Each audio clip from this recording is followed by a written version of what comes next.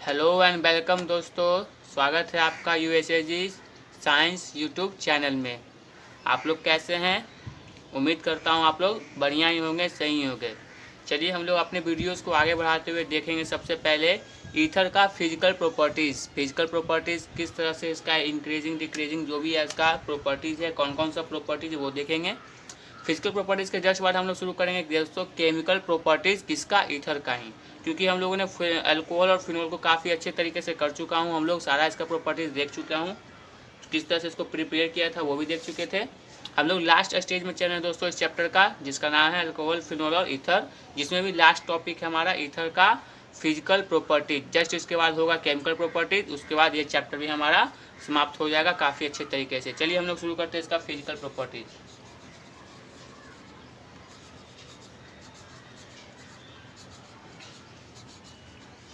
Physical properties of ether. इसमें सबसे पहले हम लोग देखेंगे दोस्तों फिजिकल प्रॉपर्टीज ऑफ ईथर में इसका स्टेट। तो देखिए जो भी आपका लोअर नंबर का कार्बन का जो भी आपका इसका प्रोडक्ट होगा, लोअर नंबर ऑफ कार्बन 2, 3, 4 वाले जो भी ईथर का कंपाउंड होगा वो सब रहता है दोस्तों, हमेशा वो सब आपका गैस फेज में रहेगा, गैसियस फेज में वो लोग रहता है। लेकिन जो हायर मेंबर का रहेगा, हायर मेंबर कहने का मतलब हायर नंबर ऑफ कार्बन का जो भी ईथर रहेगा, 10 या 8, 7, 6, 15, 20 जो भी से 4-5 कार्बन से ज़्यादा का जो भी प्रोडक्ट बना देता है वो हमेशा क्या रहेगा दोस्तों, लिक्विड में रहेगा या वैक्सी सॉलिड। क्या कहा हमने?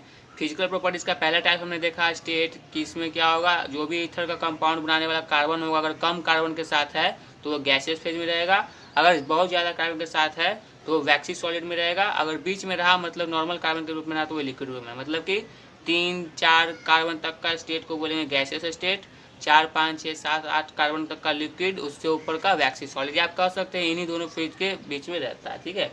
सेकेंड पॉइंट हम लोग देखेंगे सोलबिलिटी। आप लोग को पता है दोस्तों कि ईथर में हाइड्रोजन बॉन्डिंग नहीं हो पाता है, होता भी है तो काफ़ी रेयर केस में, जो कि कम जो भी लोअर नंबर का कार्बन होता है, कहने का मतलब जो छोटा कार्बन 1, 2, 3 कार्बन के साथ ही बनता है, लोअर नंबर ऑफ कार्बन के साथ वो मतलब सिर्फ स्लाइटली हाइड्रोजन बॉन्ड बनाता है, स्लाइटली हाइड्रोजन बॉन्ड बनाता है, जिसके कारण ये H2O में सोलूबल है पार्शियली। ठीक है, H2O में पार्शियली सोलूबल है। लेकिन जो हायर मेंबर का जो भी आपका जो कंपाउंड बनाने वाला है हायर नंबर ऑफ कार्बन का, वो किसी भी वाटर में किसी भी तरह से सोलूबल नहीं है। हायर नंबर जो भी कार्बन बनाता है उसके पास हाइड्रोजन बॉन्ड नहीं होता है दोस्तों, इसीलिए वो किसी भी वाटर में सोलूबल नहीं है दोस्तों। समझ गए हैं? आपको ये चीज़ मैंने पहले ही बताया था। चलिए थर्ड देखते हैं, बॉइलिंग पॉइंट, बीपी या फिर इसी को बोलिए बॉइलिंग पॉइंट। आपको पता है मैंने ये पॉइंट तो मैंने आपको पिछले ही पार्ट में पढ़ाया, जब अल्कोहल पढ़ाया तभी आपको फिनोल, ईथर, इसके बाद एल्डिहाइड, कीटोन, एसिड, इन सभी का एक ही बार मैंने पढ़ा दिया। अल्कोहल वाले ग्रुप में मैंने आपको एक ऑर्डर दिया था दोस्तों, आपको याद रखना होगा वो ऑर्डर, आप अल्कोहल वाले फेज में जाकर देख सकते हैं। अभी मैंने यहाँ पे बता रहा हूँ कि इसका जो भी ईथर का जो भी आपका बॉइलिंग पॉइंट होगा वो अल्कोहल से कम होगा। अल्कोहल का हमेशा सबसे ज़्यादा होता है दोस्तों, एल्डिहाइड से भी ज़्यादा होता है बॉइलिंग पॉइंट, क्योंकि इसके पास हाइड्रोजन बॉन्ड है। जिसके पास भी हाइड्रोजन बॉन्ड बन गया दोस्तों उसका बॉइलिंग पॉइंट हाई होगा, क्योंकि उसके पास एक्स्ट्रा फोर्स है, एक्स्ट्रा उसके पास कंबाइनिंग पावर है, जिससे जिसको तोड़ने में, बॉन्ड तोड़ने में ज़्यादा पावर लगेगा, ज़्यादा हीट लगेगा, जिसमें ज़्यादा हीट लगेगा और जिसमें ज़्यादा टेम्परेचर लगेगा उसका बॉइलिंग पॉइंट भी हाई लगेगा। तो ये सिंपल सी बात है दोस्तों। तो मैं ये कह रहा हूँ कि आप अल्कोहल वाले डिपार्टमेंट में जाइए, वहाँ पे मेरा वीडियो है, इसका अच्छा खासा हम लोग आपका न्यूमेरिकली बनाए थे, इससे अच्छा खासा प्रॉब्लम बना चुके हैं इस टॉपिक पे, सिर्फ बॉइलिंग पॉइंट पे हमने अच्छा खासा क्वेश्चंस किया है हर टाइप का। तो दोस्तों ये था आपका फिजिकल प्रॉपर्टी, जिसमें हम लोग स्टेज देखें, सोलिबिलिटी देखें और बॉइलिंग पॉइंट देखे हैं। इसका क्वेश्चन भी हो चुका है दोस्तों, इन सभी टॉपिक का क्वेश्चन हो चुका है हमारा शुरुआत के अल्कोहल वाले ही स्टेज में हो चुका है। ठीक है दोस्तों, अब मैं आगे बढ़ रहा हूँ आपको लेकर इसका केमिकल प्रॉपर्टीज़ की ओर। केमिकल प्रॉपर्टीज़ में हम लोग देखेंगे कि किस तरह से ईथर अलग अलग कंपाउंड के साथ रिएक्शन करके आपको क्या क्या बनाकर देता है। ठीक है दोस्तों, तो चलिए दोस्तों मिलते हैं अभी इसी के बाद, जस्ट फिजिकल प्रॉपर्टीज के बाद केमिकल प्रॉपर्टीज में अभी। तो दोस्तों हम अभी केमिकल प्रॉपर्टीज की ओर बढ़ रहे हैं। ईथर का केमिकल प्रॉपर्टीज हम लोग अभी देखने वाले हैं। केमिकल प्रॉपर्टीज कहने का मतलब इससे अलग अलग केमिकल का रिएक्शन। ठीक है दोस्तों। चलिए दोस्तों, पहला रिएक्शन हम लोग देखते हैं ईथर का। ईथर का पहला रिएक्शन है, हम लोग करेंगे PCl5 के साथ, है ना। PCl5 के साथ हम लोग इसका रिएक्शन करने वाले हैं। PCl5 से किस तरह से हमारा ईथर कंपाउंड रिएक्शन करता है वो देखें, ठीक है। ये रहा हमारा PCl5। चलिए ईथर का कोई कंपाउंड लेते हैं, जैसे कि मान लीजिए CH3, छोटा ही कंपाउंड लेते हैं ताकि रिएक्शन आपको समझ आ सके। चलिए PCl5 को आप इस तरह से लिख दीजिए ताकि आपको आसानी से समझ में आ जाए। हम लोग हर रिएक्शन को ट्रिक से ही समझते हैं दोस्तों, ट्रिक से ही समझना में आसानी होता है। चलिए, आपको पता है कि यहाँ पे PCl3 है, यहाँ पे O है, तो सबसे पहले एसिड ही बनाएगा, है ना। अब ये दोनों कहाँ चला जाएगा, अपने आसपास। एक क्लोरीन इसके पास, CH3Cl, एक इसके पास, और ये हमारा एसिड बन के तैयार है POCl। हमको इससे मतलब नहीं, हमको इससे मतलब है, ये हमारा मेन प्रोडक्ट है इस रिएक्शन का, ठीक है। ये था दोस्तों आपके पास PCl5 से रिएक्शन। दूसरा रिएक्शन देखते हैं SOCl2 से, SOCl2 से इसी हाँ ठीक है। चलिए इस बार लेते हैं C2H5O। आप अनसाइमेट्रिक साइमेट्रिक जो भी लेना चाहते हैं दोस्तों आप ले सकते हैं, कोई दिक्कत नहीं है, ठीक है। जैसे मैंने यहाँ पे लिया C2H5 लिया, और एक लेता हूँ मैं CH3, ठीक है। तो इस कंडीशन में दोस्तों जब भी आपको लिखना है SOCl2 हमने लिया है, तो SO इसको इस तरह से लिखिए ताकि आपको समझने में आसानी हो जाए, ठीक है। आप सबसे पहले क्या देख रहे हैं कि SO2 को अलग कर सकते हैं, तो अलग कर लीजिए। अब एक क्लोरीन इसके पास और एक क्लोरीन इसके पास, साइमेट्री लीजिए या असाइमेट्री लीजिए। यहाँ पे 2 कार्बन था, यहाँ पे एक कार्बन है, इसके पास एक क्लोरीन, इसके पास एक क्लोरीन, तो ये बन गया C2H5Cl, CH3Cl, और ये हो गया H2O अलग। बस इसी तरह से ट्रिक से समझिएगा दोस्तों, तो सारे रिएक्शन आपको आसानी से समझ में आए। हमने यहाँ पे POCl3 हटाया जो कि एक एसिड है, आपको पता होगा, मैंने ये रिएक्शन पहले ही बताया, चैप्टर फर्स्ट में बताया और अल्केनो में बताया है। SO2 ये भी चैप्टर फर्स्ट में मैंने बता चुका है, रिएक्शन ये सारा हो चुका है। ये हमारा मेन प्रोडक्ट है दोस्तों, जो कि आपको अल्काइल हैलाइड दे रहा है, ठीक है, अल्काइल हैलाइड, ठीक है।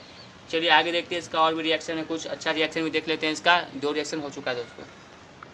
तीसरा देख रहे हैं दोस्तों, हमारा तीसरा रिएक्शन है हमारा फ्रीडल क्राफ्ट रिएक्शन, ठीक है, Friedel craft reaction, Friedel craft reaction. इसमें हम लोग 2 टाइप का देखेंगे, एक देखेंगे एल्काइलेशन, और दूसरा देखेंगे हम लोग इसी का पार्ट 2 कहने के लिए 2 टाइप का रिएक्शन देख सकते हैं, एसाइलेशन, ठीक है। चलिए देखते हैं इसका बारी बारी से सारा रिएक्शन देख लेते हैं, ठीक है, आपको कोई दिक्कत नहीं होगा दोस्तों।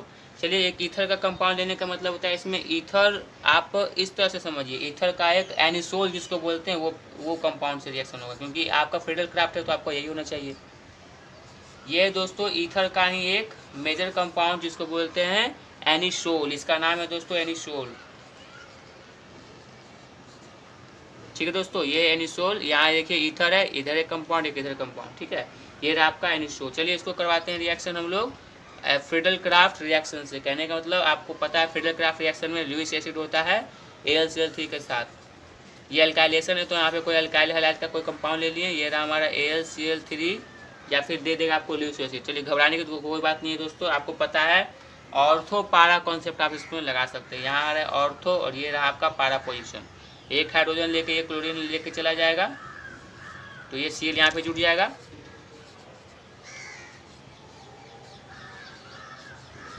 ये रहा दोस्तों CH3। और अगर यहाँ से हट सकता है तो पारा से भी हट सकता है। आप यहाँ मेटा से नहीं हटाइएगा दोस्तों, आप हमेशा ध्यान रखिएगा, जब भी हटाइएगा तो आप पारा या ऑर्थो से हटाइएगा। हालांकि मेजर कंपाउंड आपका पारा ही होता है, ये वाला कंपाउंड आपका मेजर है और ये आपका कंपाउंड माइनर है।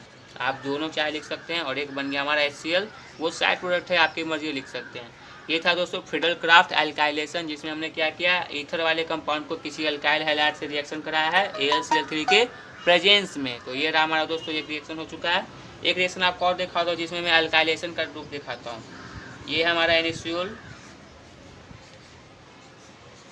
ठीक है, और इस बार एल्काइलेशन कहने का मतलब CH3COCl ऐसा कुछ कंपाउंड, ठीक है। नोआइल हैलाइड या एसिड हैलाइड इसका नाम होता है दोस्तों। मैं काफ़ी बार आपको जिक्र करके बता चुका हूँ, लिख चुका हूँ, इसका रिएक्शन भी समझा चुका हूँ, इसका प्रिपरेशन भी समझा चुका हूँ। चलिए ऑर्थो पारा कॉन्सेप्ट, ऑर्थो से यहाँ से हाइड्रोजन से HCl हटाइएगा, ये बन गया आपका, यहाँ भी 2 प्रोडक्ट बनेगा, एक बनेगा मेजर, एक बनेगा माइनर। यहाँ पे आकर क्या बन गया दोस्तों, COCH3, या इसी को आप पारा से जब हटाइएगा